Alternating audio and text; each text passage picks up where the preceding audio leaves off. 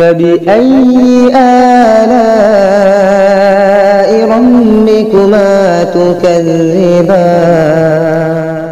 بسم الله الرحمن الرحيم الحمد لله وكفى وسلام على عباده الذين اصطفى اما بعد معزز سامعین کرام و ناظرین اعظام، کسی صابر و شاکر اور عیالدار شخص کی بیوی بڑی بدزبان اور ناشکری تھی، جس کی وجہ سے وہ صاحب ایمان سخت پریشان رہتا تھا۔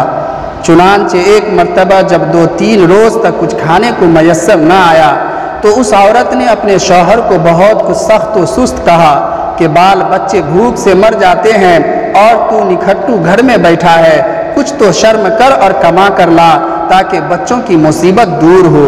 یہ سن کر شوہر کہنے لگا کہ خدا کی بندی، رات کے وقت شور و غل نہ مچا، میں صبح کو کچھ مزدوری کر لاؤں گا اور جو کچھ اجرت ملے گی تیرے سامنے لا کر رکھ دوں گا۔ چنانچہ جب وہ اللہ کا بندہ صبح کو مزدوری کرنے گیا تو کسی نے اس کی بات نہ پوچھی، باقی سب مزدور اپنے اپنے کام پر لگ گئے۔ جب اس بندہ خدا نے یہ حال دیکھا تو جنگل میں جا کر عشاء تک عبادت الہی میں مشغول رہا اور رات کو چپکے سے گھر میں جا پڑا کہ خالی ہاتھ دیکھ کر خدا جانے عورت کیا طوفان برپا کرے گی، صبح اٹھ کر پھر کہیں سے مزدوری کر لاؤں گا۔ رات کو جب عورت کی آنکھ کھلی تو کہنے لگی، میاں اب تک کہاں تھے اور کیا کما کر لائے؟ اس نے جواب دیا، میں نے جس کی مزدوری کی ہے وہ بڑا رحیم و کریم ہے، اس نے کل کو مزدوری دینے کا وعدہ کیا ہے۔ اس پر عورت نے جھلا کر کہا، ہمارے بال بچے تو بھوکے مر رہے ہیں اور آپ وعدہ کرتے پھرتے ہیں۔ پھر صبح کو وہ شخص مزدوری کے لیے گیا، مگر خدا کی شان پھر بھی اس کو کسی نے نہ پوچھا اور وہ مجبور ہو کر اسی مقام پر جنگل میں عبادت الہی اور گریہ و زاری میں عشاء تک مصروف رہا۔ بڑی رات گئے جب ڈرتے ڈرتے گھر میں گیا تو وہ عورت کہنے لگی، دونوں دن کی مزدوری لائے ہو؟ اس بیچارے نے گھبرا کر کہا، آقا نے کل 3 دن کی مزدوری دینے کا وعدہ کیا ہے۔ یہ سن کر عورت آگ بگولا ہو کر کہنے لگی، اپنا بھلا چاہتے ہو تو صبح 3 دن کی مزدوری لے آؤ ورنہ منہ نہ دکھانا۔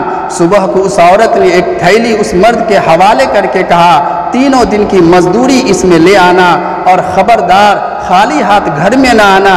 یہ سن کر اس بندہ خدا کی نظر عالم اسباب سے اٹھ کر مسبب حقیقی کی طرف جا پڑی اور اسی وقت سیدھا جنگل میں جا کر عبادت الہی میں مشغول ہو گیا۔ اور بہت رات گئے عورت کے خوف سے اس تھیلی میں ریت بھر لایا کہ رات اس حیلہ سے گزر جائے گی اور عورت کے ٹرانے کی آفت سے بچ جاؤں گا۔ مگر جس وقت گھر کے دروازے پر پہنچے تو عورت کا ڈر اس قدر غالب ہوا کہ خدا جانے آج کیا آفت برپا کرے گی، اس لیے اس نے تھیلی ڈال کر واپسی کا ارادہ کر لیا۔ مگر اچانک گھر میں سے ایسی خوشبو آئی جس نے دل و دماغ کو معطر کر دیا اور وہ عورت خوش ہوتی ہوئی گھر سے نکل آئی۔ اس خدا کے بندے نے اس سے دریافت کیا کہ یہ کیا معاملہ ہے؟ کہنے لگی کہ اندر چل کر اس کی حقیقت سنو اور خدا کا شکر ادا کرو، یقیناً تم سچ کہتے تھے اور تمہارا مزدوری دینے والا بھی سچا ہے۔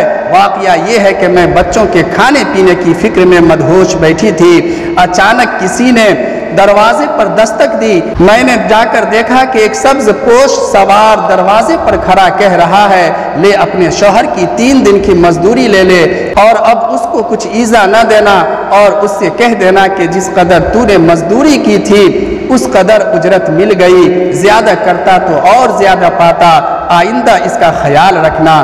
پس طباق اس نے دیا ہے جس میں 50 درہم ہیں اور دم بدم اس کی خوشبو دل و دماغ کو معطر کر رہی ہے۔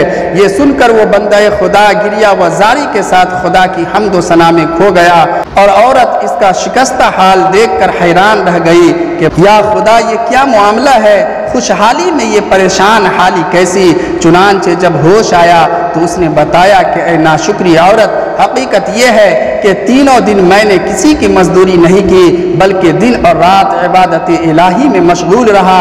رات کو آ کر تیرے خوف سے یہ حیلہ کر دیتا تھا کہ آقا نے کل مزدوری دینے کا کہا ہے، مگر میرے مالک حقیقی نے اپنے غلام کو سچا کر دکھایا اور تیری رات دن کی آفت سے مجھ کو نجات دے دی۔ اس پر جتنا بھی اس کا شکر ادا کروں کم ہے۔